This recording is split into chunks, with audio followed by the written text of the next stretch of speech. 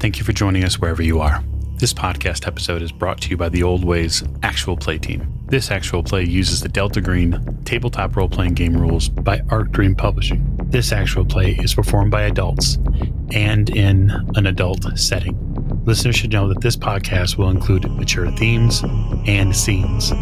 All content, including names, places, events, companies, military organizations, and etc., which may bear resemblance to entities living, dead, or redacted, is completely coincidental.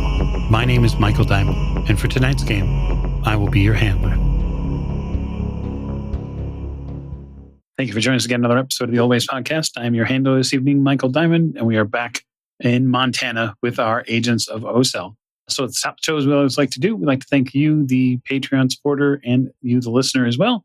And we'd like you to jump over to YouTube and check us out over there. And then also join us on twitch.tv/theoldwaystwitch as we're having fun streaming games for you. So at the top of the show, we're going to get to introductions. We'll begin that to my right. Hey, this is Miranda, and I play Dr. Aaron Weber, sometimes that kind of doctor, sometimes a doctor in disguise, as I hopefully soon will be. Yeah, I can't wait to see which presidential mask you use to disguise yourself. I'm looking forward to that. Next to Dr. Weber. Hi, this is Nate, and I play Elliot Winters, analyst with the Department of State. I am once again wearing a costume on top of a tactical bulletproof vest. I can't say I'm feeling nostalgic, but it does feel familiar. Yes, indeed. The old times, they are here again. At the end of the table. Hi, this is Allie, and I play Special Agent Joanne Hart, and we're going to infiltrate a building that I'm pretty sure does not want to be penetrated. Just another, really, it's just old hat for this crew. And last one, certainly not least. Hi, my name is Tegan, and I'm playing Brett Hawking, and we didn't start the fire. It's, to my knowledge, there are no fires started yet, but it's certainly possible.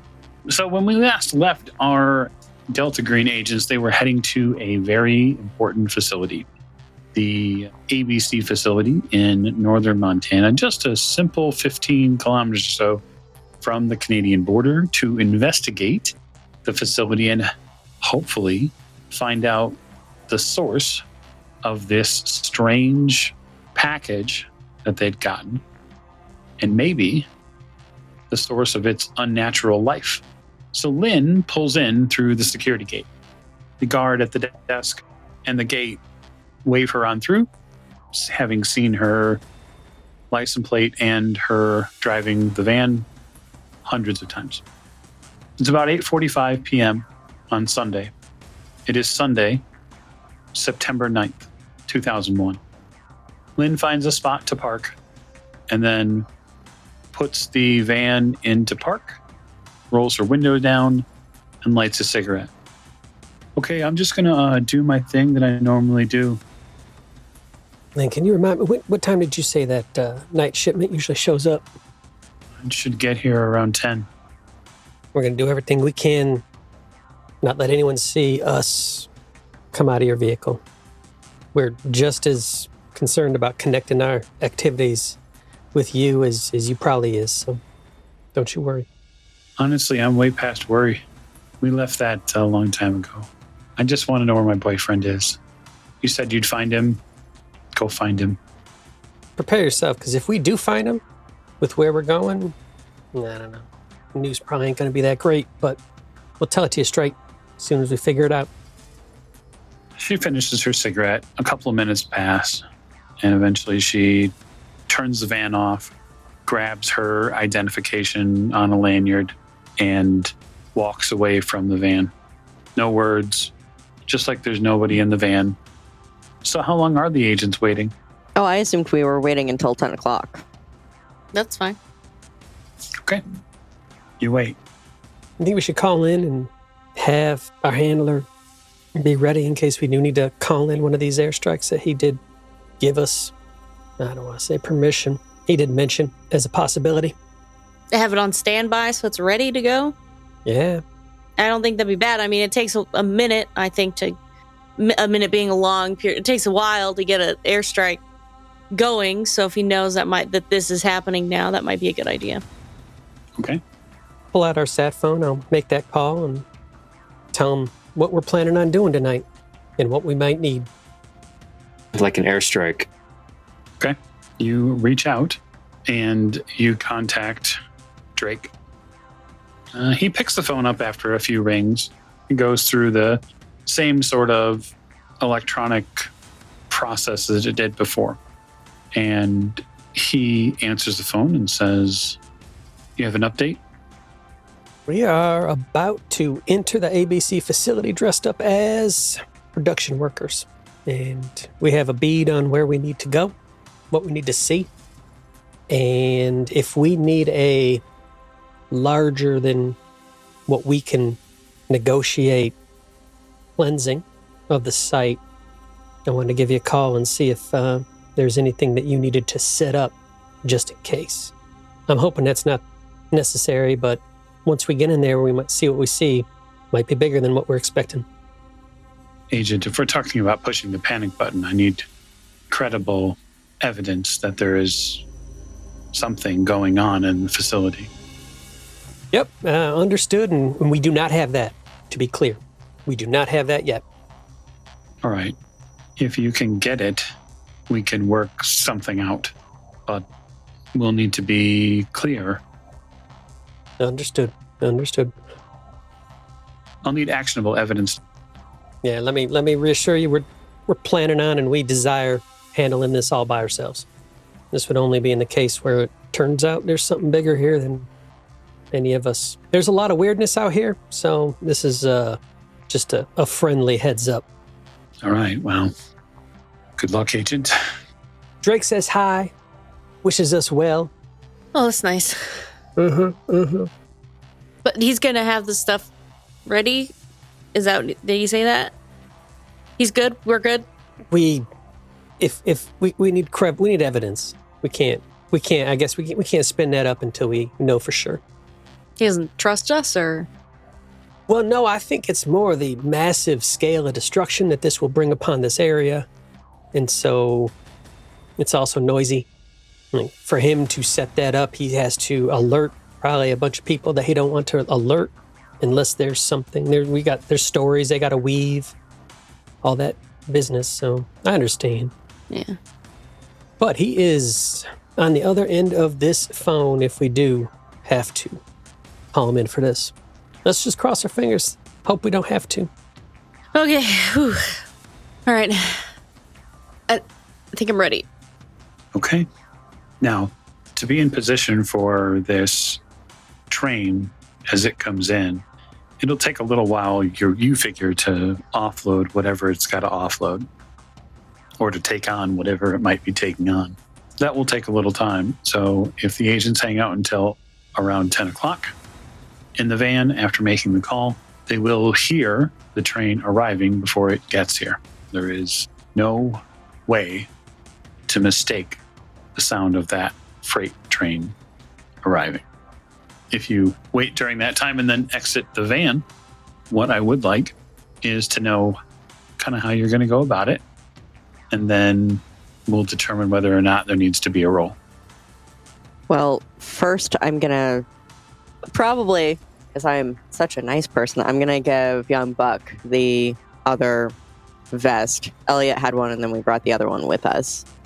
So I'll give the other vest to young Buck. I feel like chances are much higher that he'll be, brandishing a weapon at people. Just because I'm shooting at people doesn't mean they're shooting at me, but I'll take that vest and put it on without any complaint.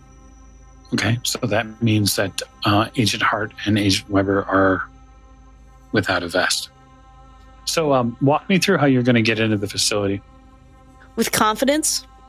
So what I do when I don't want to talk to someone in the hallway is I walk like I have a purpose and a job, which we do, and we have ID badges and uniforms.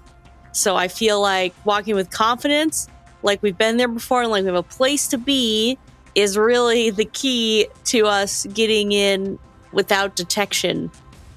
Yeah, We're gonna walk in with swagger. Okay. So the four of you walk from where you're at in the parking lot all the way north, past one of these enormous production unit cylinders. It's 4 stories tall. You can see the 4 of them. They sort of dominate the landscape here. And then you turn right down this little path that heads to the administrative building. When you turn, you get a view of the kennel area to your left and then the security building just beyond it. And there are active guards and canines out. We see other people in uniform that we can blend in with. Not yet. And the reason why is because shift starts at 9 o'clock. So most of those folks are already inside. I'd like a persuade roll from Dr. Weber, who is walking very confidently. I would gladly be 20% persuasive. Well, I rolled a 15 under 20, so nailed it.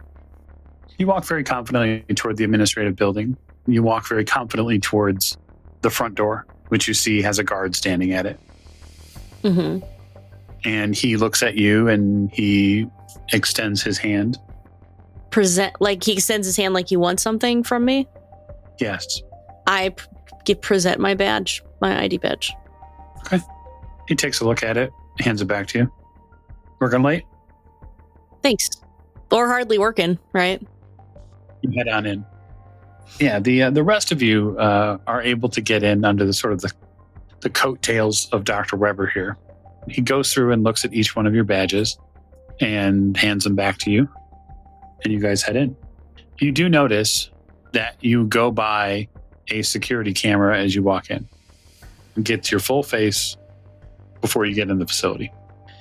So you enter the administrative building. My question is, where are you going?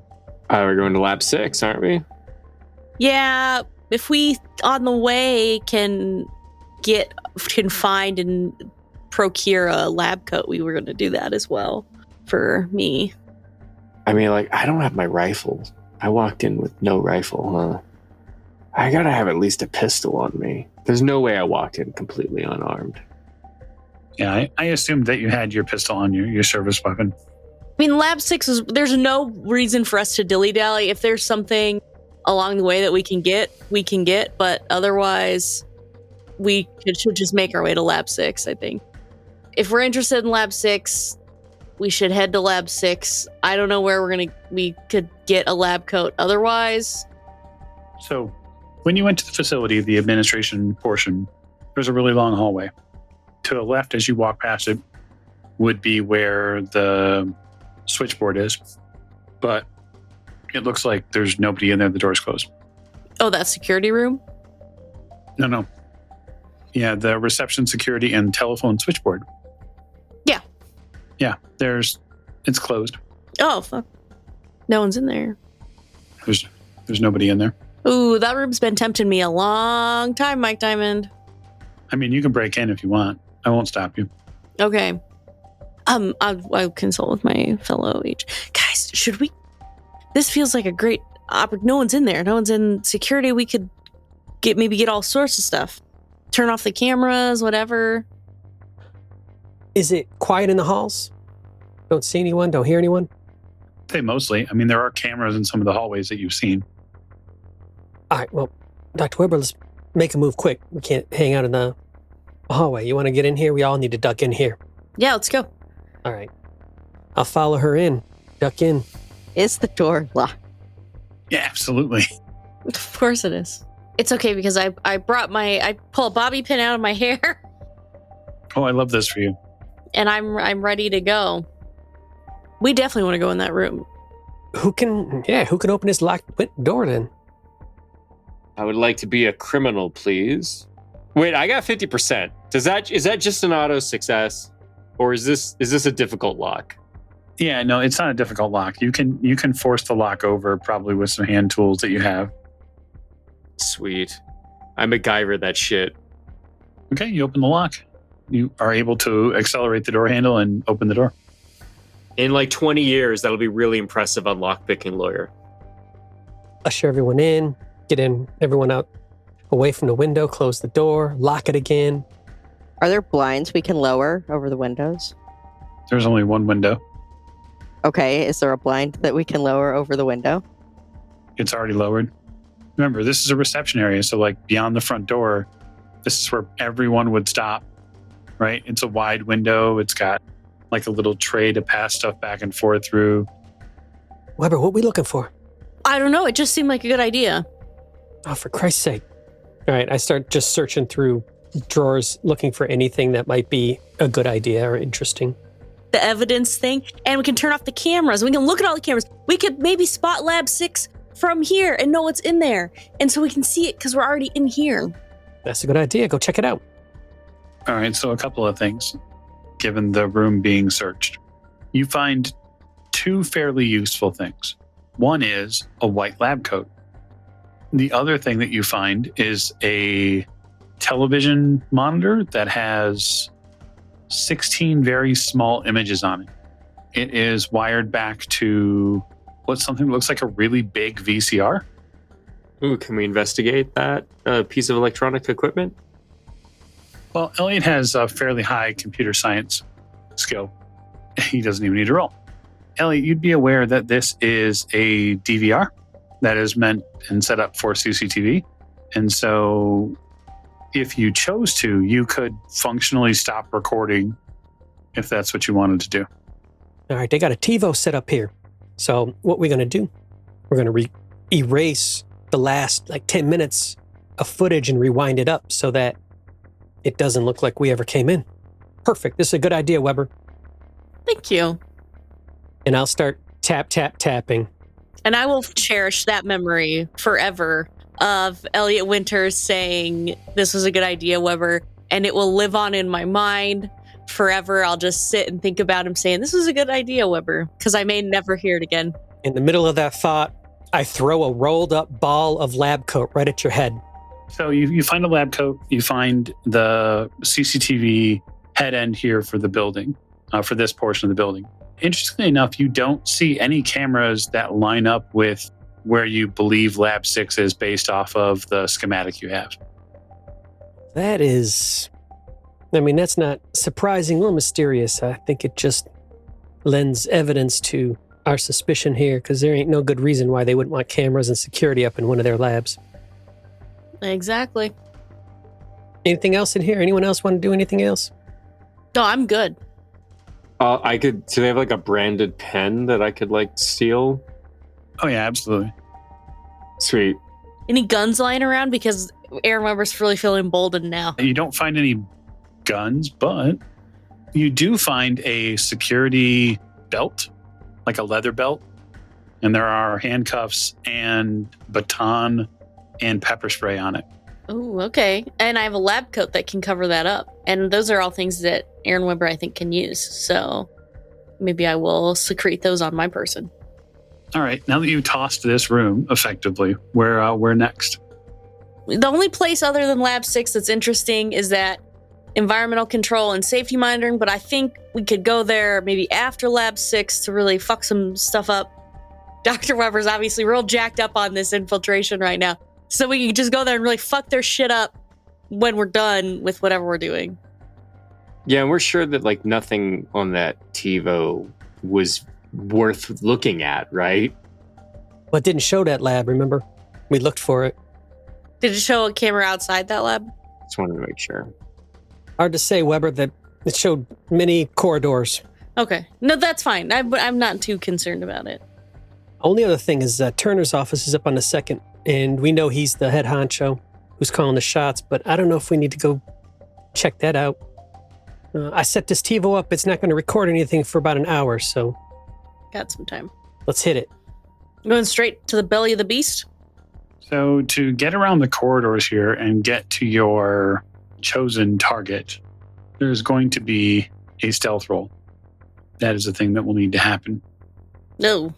For those of you who have stealth at 50 or higher, you don't have to roll at all. What if our stealth's at 10? Then you absolutely need to roll. Okay. Well, I passed 8 under 10. Holy shit.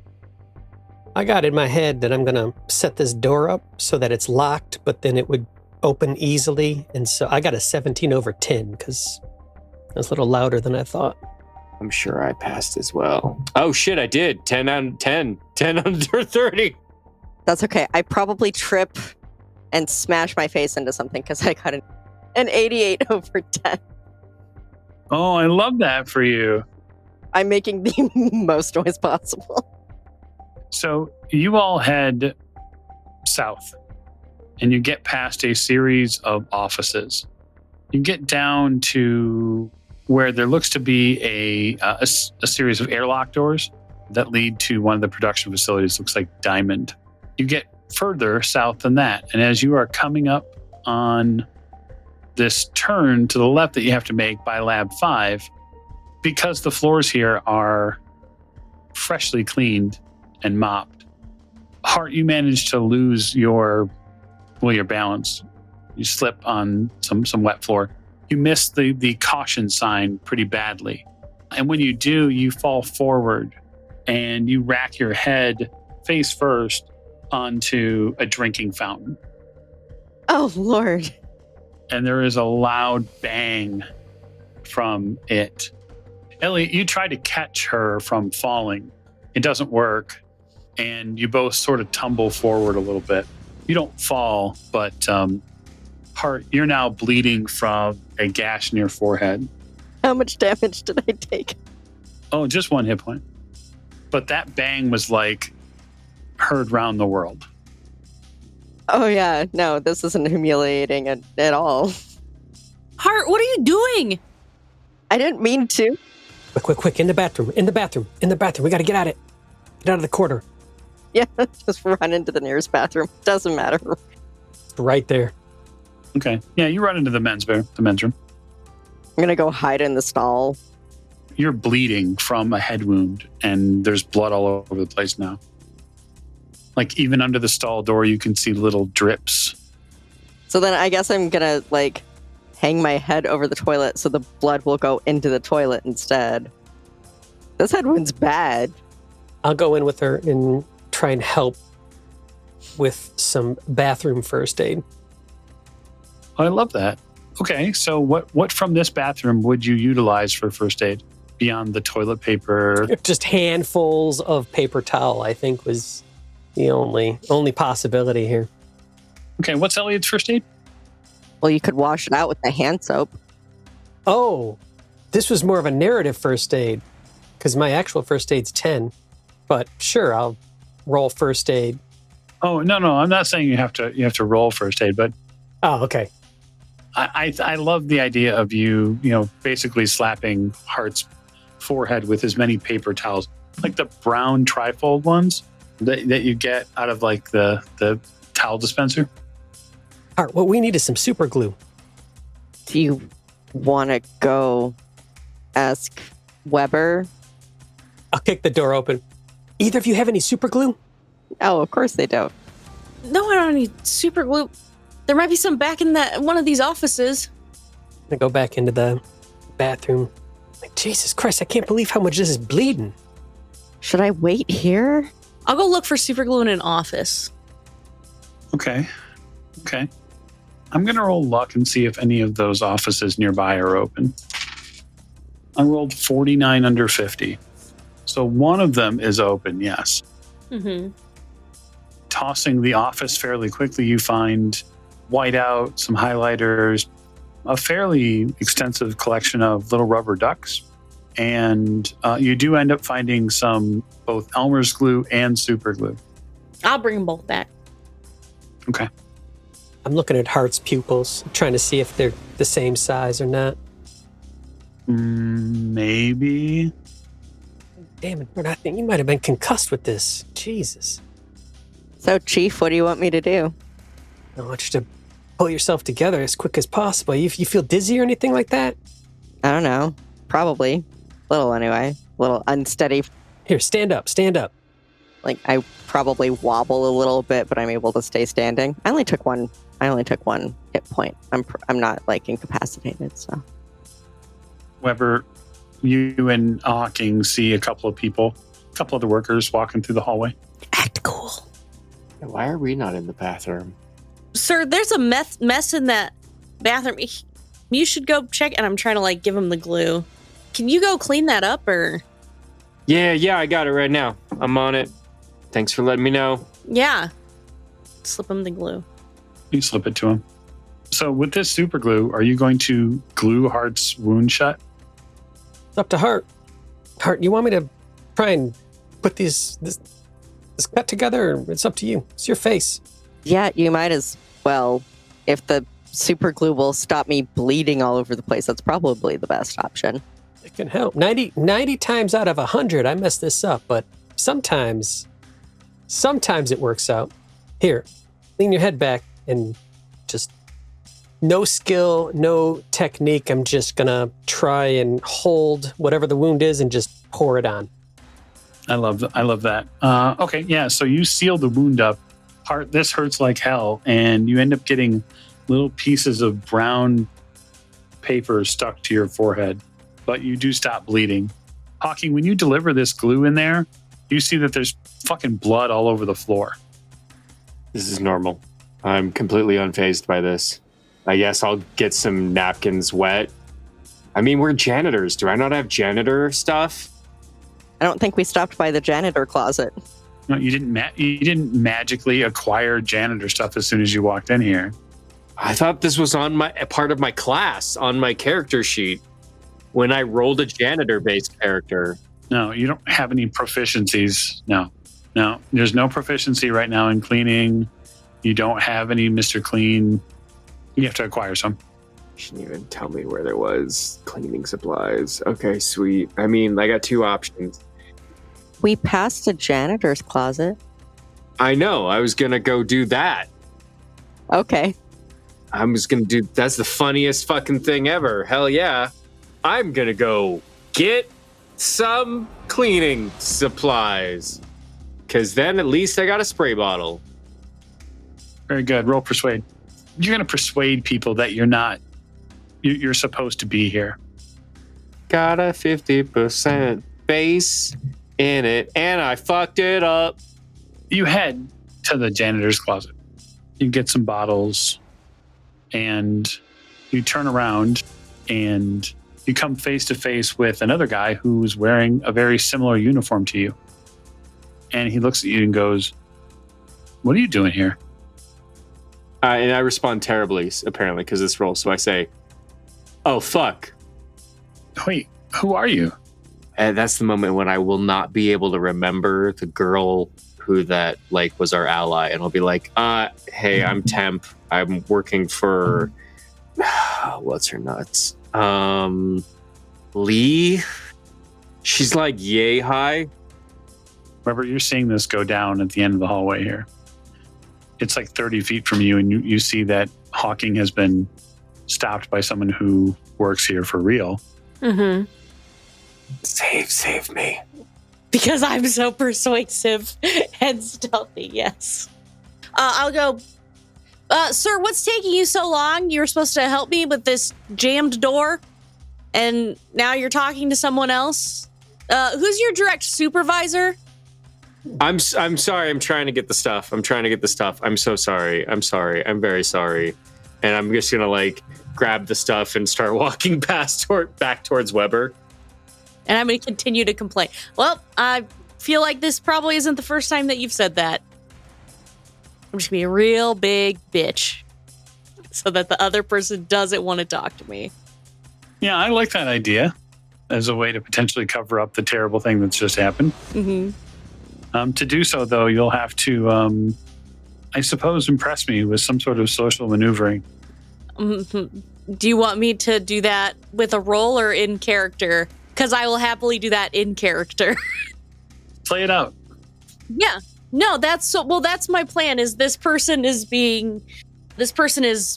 potentially about to find out Brett, and my goal is to pull Brett away by demanding, "Hey, you're supposed to be helping me with this.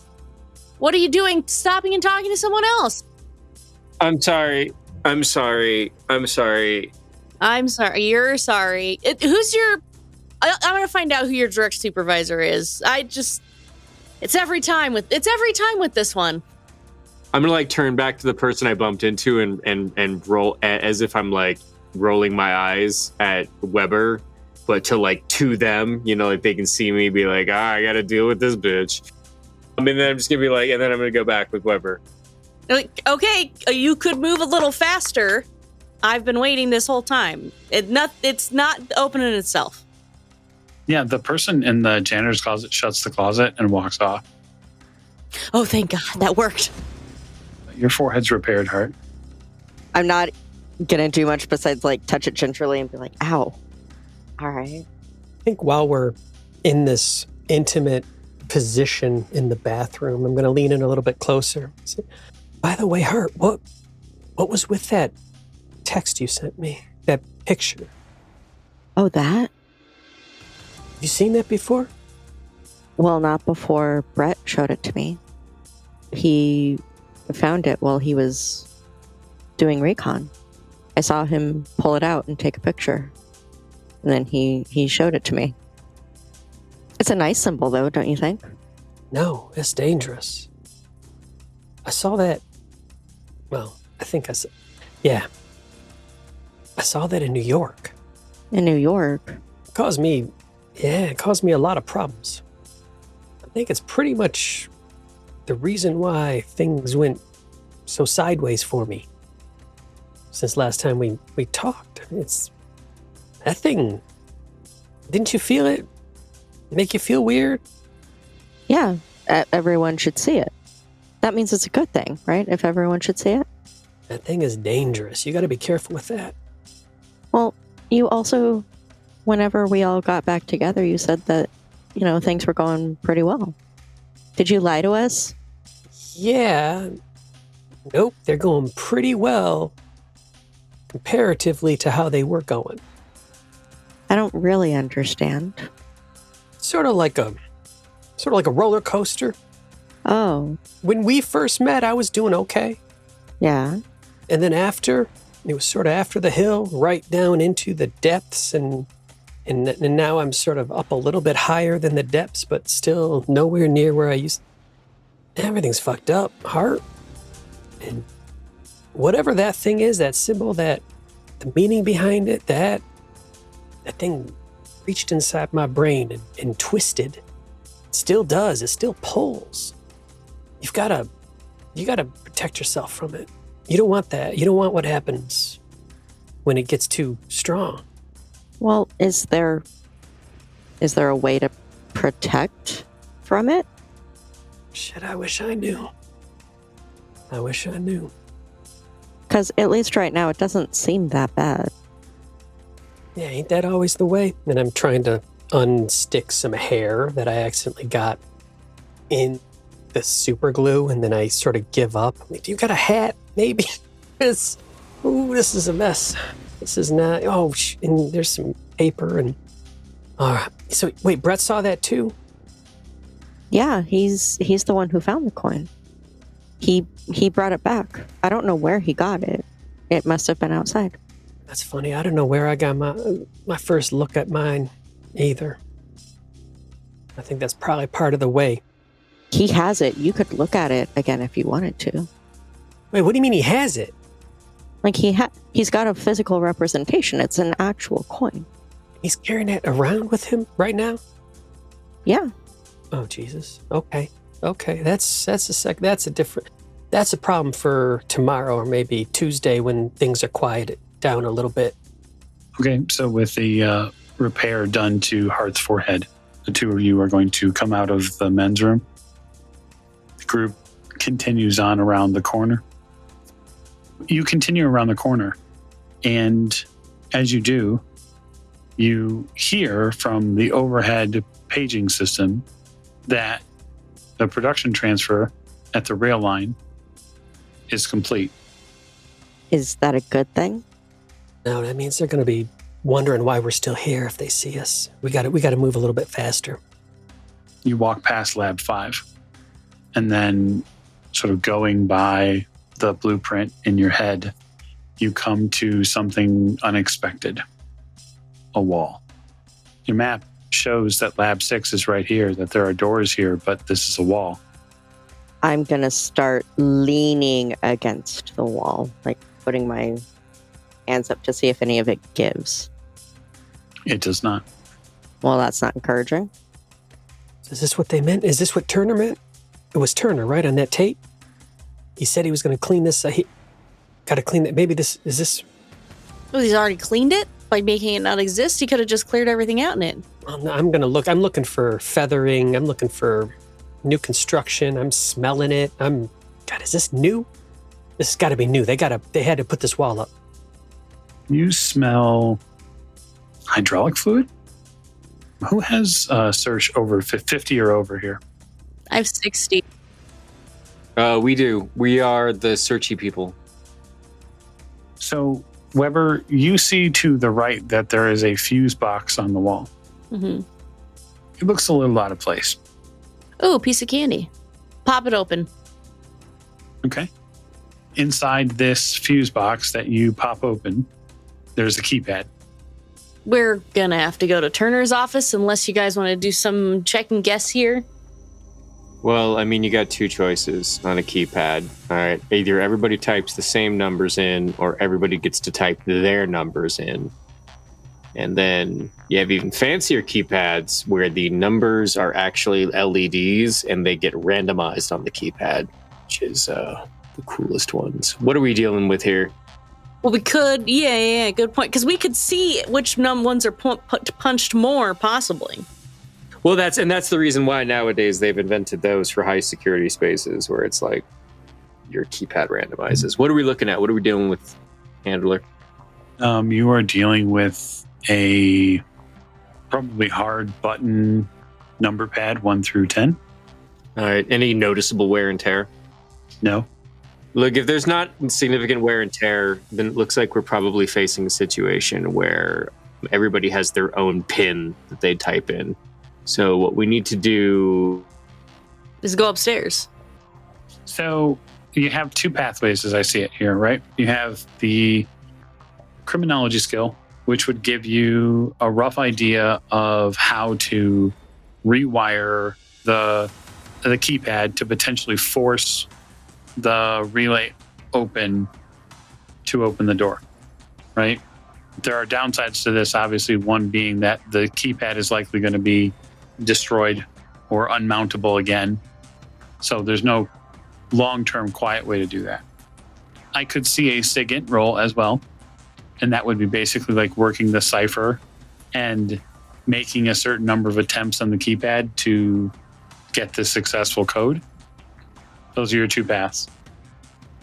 My thought was that we go upstairs to Turner's office and pick up his keyboard and see what's underneath it. That was my identical thought. Otherwise, I mean, I do have SIGINT. I have 20% in SIGINT.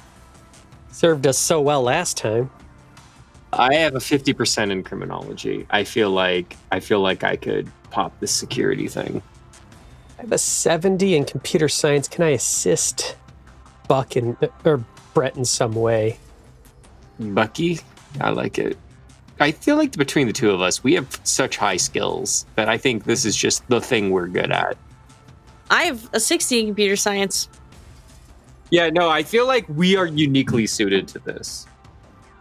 I'm going to say that you can overcome the keypad using computer science and criminology. So if you're going to make the criminology roll and you're going to use Winters as a guide or as an assist to deciphering which colored wires are which most likely, that which would hold the relay power, I'll give you a 10% bonus to that. So I'll be rolling at a 60. Is that okay? That's correct. Elliot saved my ass. That's going to be a 57 under 60. Okay. So let's see. The real question is how long does it take? I'm going to say it takes about 3 minutes. In the process, you effectively make the keypad unmountable. So now it hangs in the fuse box. You could potentially close the fuse box, like it's sort of like the garbage can that's got too many face down plates in it that people have pushed down 100 or 200 times. and like you're sort of smashing the lid down on top of it, it will not look right. It will never pass muster. But you made a roll. You're doing a thing. You have done a thing. You've succeeded at it. There are consequences. I know, but you gave me a special tool earlier in the game to solve this problem. Earlier in this session. Okay, which would be? You gave Agent Hart a tube of super glue. Okay. So I could just super glue it back on. Okay. So I'll counter with the idea that once you determine what the 2 relay wires are that will force over the lock power, the doors, the hydraulically assisted doors to Lab 6 open. Supervillain lair completely silent. Man, is that creepy. That was the smell of your hydraulic lube. That was your lube senses. Instead of the super glue putting the thing back, rip that thing out and super glue the door shut on the fuse box. Yeah, let's do that. I look at Elliot and I nod, and I assume you nod back at me. And then we do that. Keypad's going in my pocket. The door begins to close. We scoot under quickly. You all 4 surge into the space beyond. There's a short hallway here. It's lit by fluorescent lights. It seems to terminate at a set of double doors that show off a fairly glaring white interior.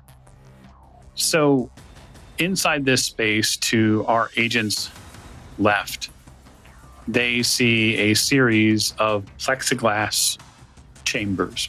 You feel it, Elliot. You feel the door seal behind you. That is a heavy door. You see animals in these boxes. You see dogs. You see monkeys. Anybody have biology?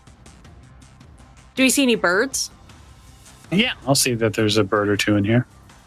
Because I have ornithology, biology's superior cousin. It's 50%. Yeah, so a biology would be a science. My science is chemistry. Right. And ornithology and physics. So with ornithology at 50%, you notice that many of these birds that are here are rather subdued. They don't seem to have a cover over any of their cages, right? To sort of create the feeling of nighttime.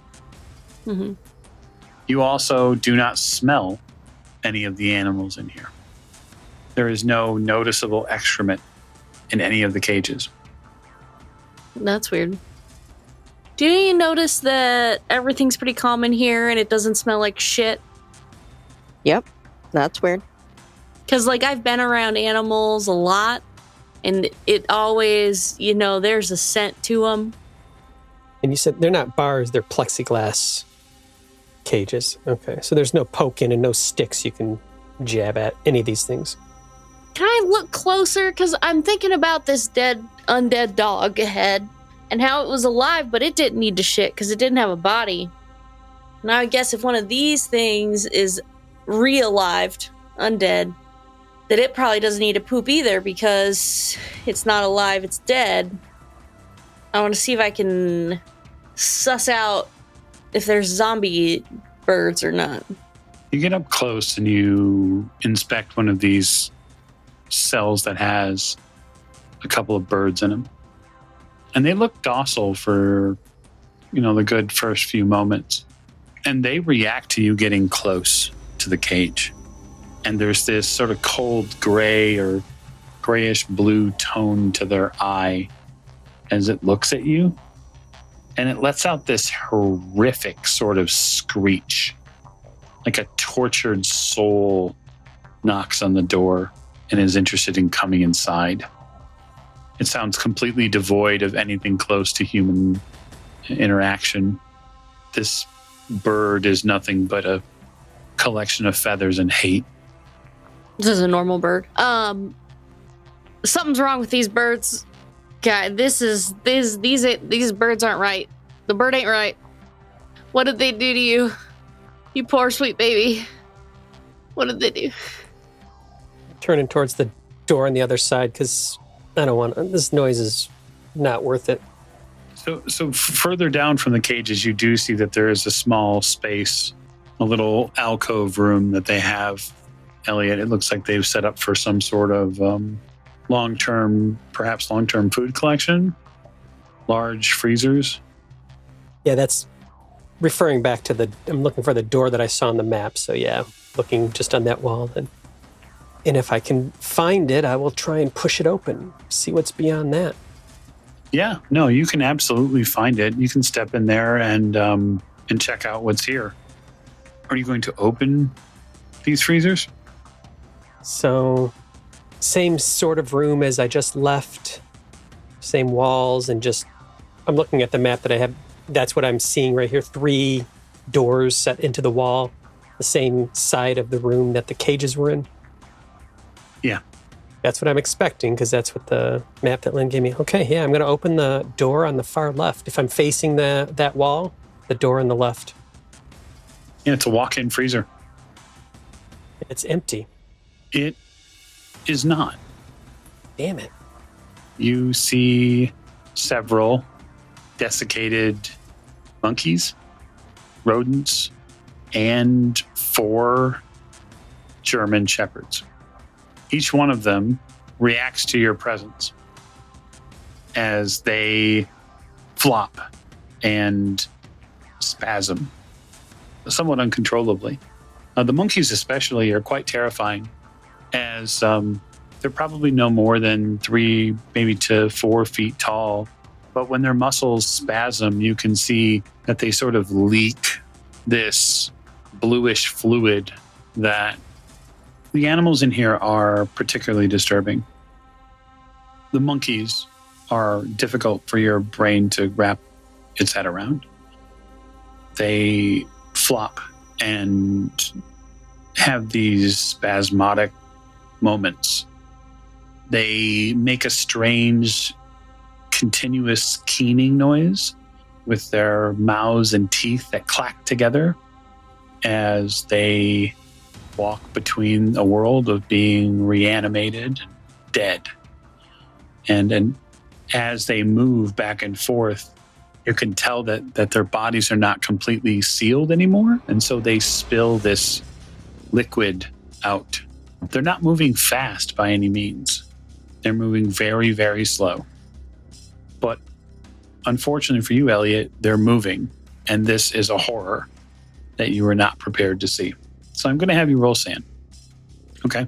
So you lose 1 point of sand. It's not terribly detrimental, like in a systematic sense, but everything inside your body wants you to step out and close that freezer door.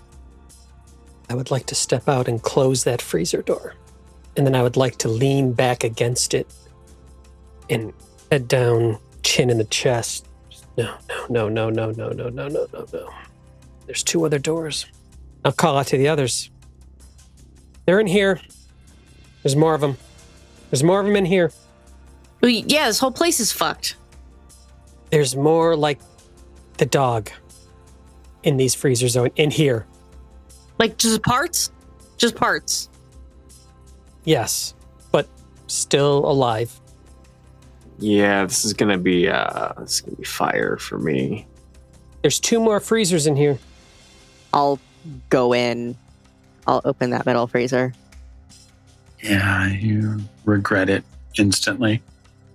There are a series of young felines here, which have been through some sort of process.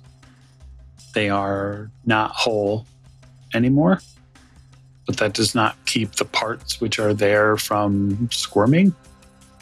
And that's a sanity roll. Hey, that's an 81 over 50. You lose a point of sanity. Yay! Hey guys, I'm real close to my breaking point. That's good, right? I feel fine out here, not in the freezers. God damn it. We've got to see if our boyfriend's in this last one. I'm still looking in the freezer. I'm gonna go in and I'm gonna pick up one of the cats and just hold it. This poor thing. Okay. You do that. You have a little breakdown. Yeah. So, in the last space there, Elliot, there is something hard to explain. There's a work area here. There's a table, and you see bits of human flesh, what you assume is human flesh, on the table. You also see a head on this table, a human head. You see that there are trodes hooked up to this head, and it runs to an EKG. And there are little reactions from the eyes every time an electrical pulse goes through these trodes. Inside this last space, there are a couple of segmented lockers, or what look like cages. I got to do my job. They're sealed to the point where you can't see what's in them without opening them. Are they large or small? They're large. Hey, Brett, can you back me up on this real quick? Prepare yourself. This ain't nice. Yeah, I'll call it. What do you need? Because I'm watching out. Get your gun out. Yeah, you sure you want to be shooting that in here? No, but I gotta peek in these doors, and if something bursts out at me. Oh, well then, yeah, I'll cover you if you want to open the door. Yep. So I get my gun out. I'll have a clear path for Brett. I will open one of the lockers slowly and try and see what's inside. When you open one of the lockers, you feel an immense weight land against the door of the locker, like a real heavy weight. Is it squirm? Is it like moving, or is it like falling against it? No, it's not. It's falling against it. It feels solid, rigid. Okay. There's something in here, but it's not moving. It doesn't feel like it's moving. Open the door. I'm pushing against it so I can open the door slowly and in control. But I've got to see if it's this boy. Okay. You open it, and you see what looks like an autopsy table that sort of folds out from this locker, and you see a man made of a jigsaw series of parts attached to this autopsy table, and they sort of pump and shift on their own, and you see that his mouth and tongue continue to flap and move. His head's been completely shaven. That's enough of that. I'll push that door closed. Shaking my head. This is evil. This is worse than anything we saw in New York. This is people doing this to other people. I'm just swearing to myself, muttering to myself. Close those doors up, walk out. Well, there is one more left. Michael Diamond. Just one. I look at Brett. There's one left. Look over at Hart. Wait, no, I don't, because are you still inside the cooler? Maybe I don't look at you if you're still inside the... Oh, no, I'm standing in the doorway petting this probably squirming, sad cat.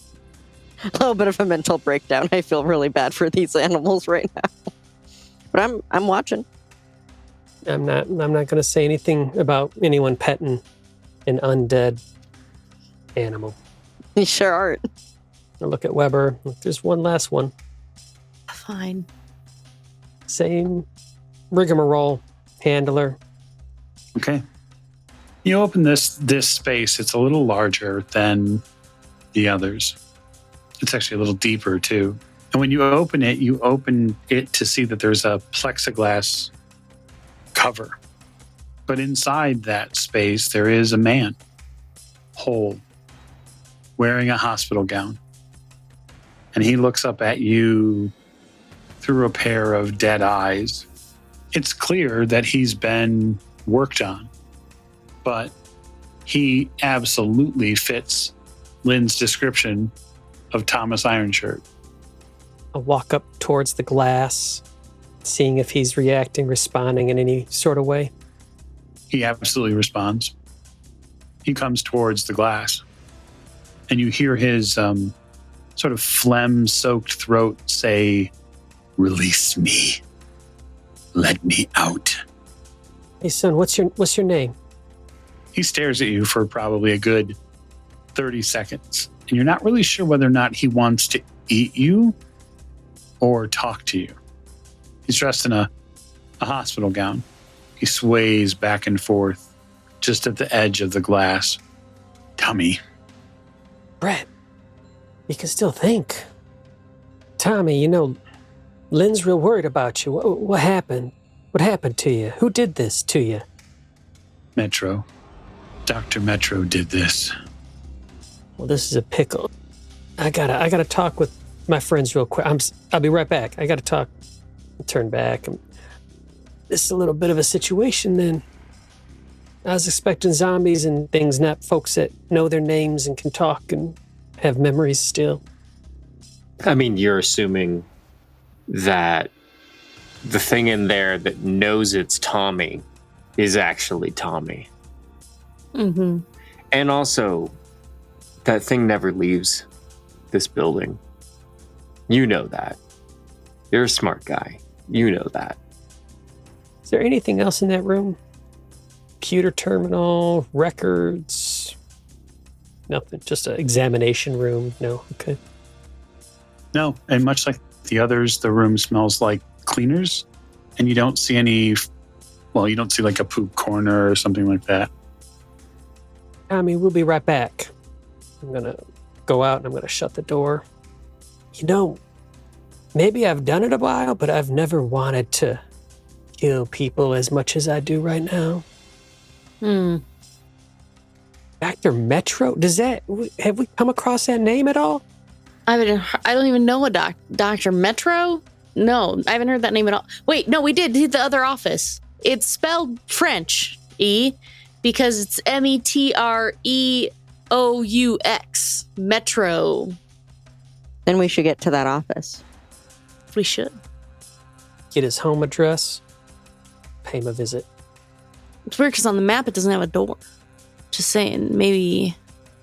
So, Brett, you've been sort of staying back a little bit to cover your fellow agents, and you have been hearing a clicking sound.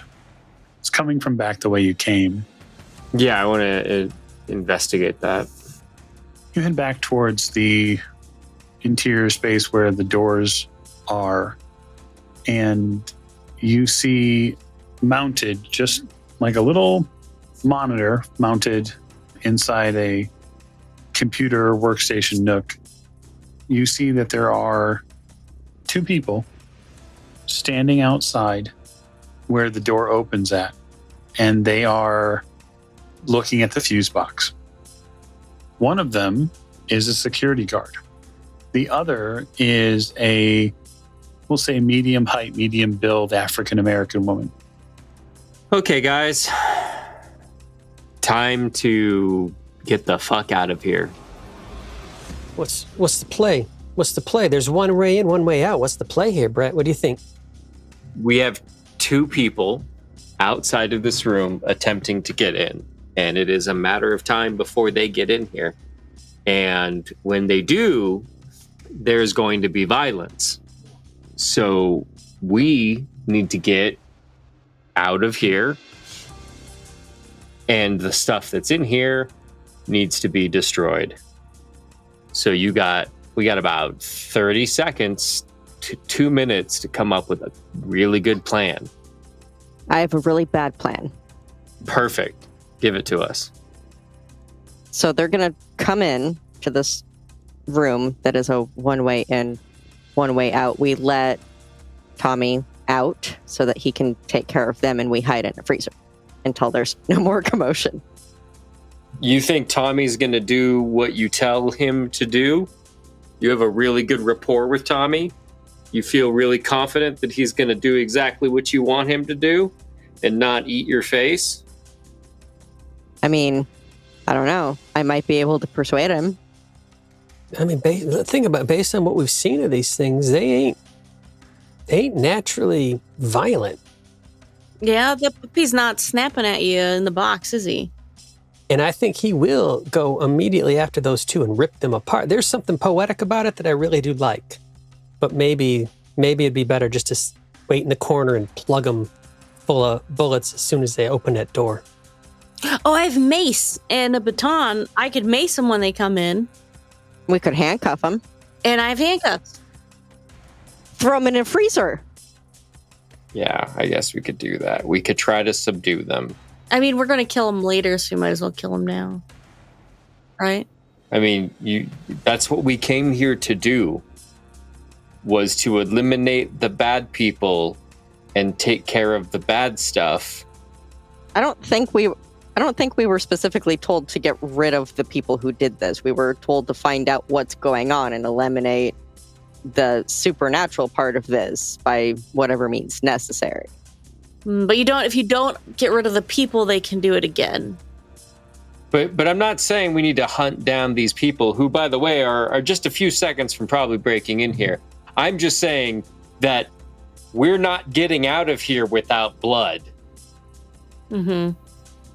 That's fine.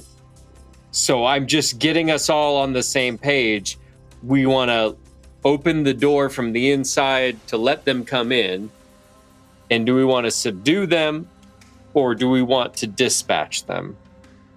Oh, I want to take him out permanent, but I'm just wondering if it's quieter if we don't do it ourselves, and it's safer if we don't do it ourselves, if we let Tommy do it. I still think Tommy's a better idea, personally. I think Tommy's a variable that we know nothing about. Bingo. 2 more security guards arrive. Yeah, see, now with that many people out there, now I'm thinking Tommy's an even better idea. Remember that the dog had got pumped full of lead and it kept moving. Mm-hmm. Tommy's intact. They can shoot all they want and he'll keep coming. All right, that's actually a legitimate point that I'm going to listen to. And the thing is that if this facility's bad news, and we were already told that if we found proof of something really bad happening, right, Agent Winters, that we could, essentially we could call for an airstrike. There is no question that this thing is going up in some way, shape, or form. Let's whip out that phone. Yeah, get that phone call started. One of us will let Tommy out after, trying to reason with him that, we're here to let him out, not here to make things worse. And then hopefully he goes after the security guards when that door opens. And then we can get out of here. Okay. It sounds like an excellent plan. It also sounds like something that we'll wait to see play out next episode. So thanks everybody for joining us for this episode of Delta Green. And we look forward to any and all of our potential circumstances playing out. So thanks so much and have a good night.